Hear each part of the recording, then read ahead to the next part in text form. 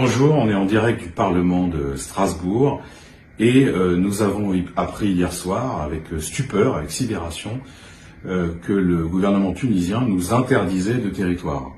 En fait, il y avait une délégation de la Commission des Affaires étrangères du Parlement européen à laquelle je participais, qui était censée aller en Tunisie pour rencontrer à la fois des autorités officielles, mais aussi bien sûr des opposants, des syndicalistes, et puis aussi les familles de certains prisonniers politiques ou de journalistes qui ont été inquiétés par le pouvoir de Kais Saied.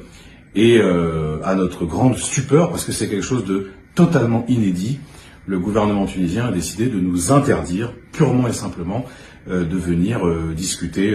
dans leur pays. C'est un fait très grave, ça n'arrive quasiment jamais, même dans les pays les plus autoritaires, et ça témoigne quand même d'une pente de plus en plus inquiétante que prend le régime tunisien. C'est d'autant plus dommage que l'Union européenne, vous le savez peut-être, apporte une aide substantielle à la Tunisie qui affronte une grave crise économique et sociale.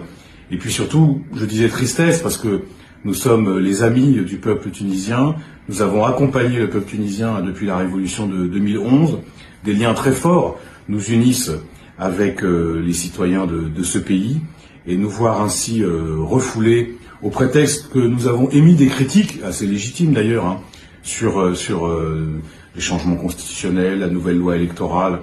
mais aussi les atteintes répétées à la liberté de la presse et du syndicalisme, parce que les syndicats du GTT qui ont été inquiétés. Tout ça, franchement,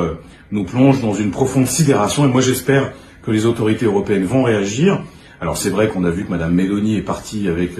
Mme Ursula von der Leyen pour négocier un accord avec le gouvernement tunisien par rapport à la question migratoire, mais ça serait vraiment scandaleux qu'il n'y ait pas une réaction forte de l'Union européenne à cette décision très préoccupante et qui nous rend à la fois, comme je le disais, sidérés, mais aussi très tristes.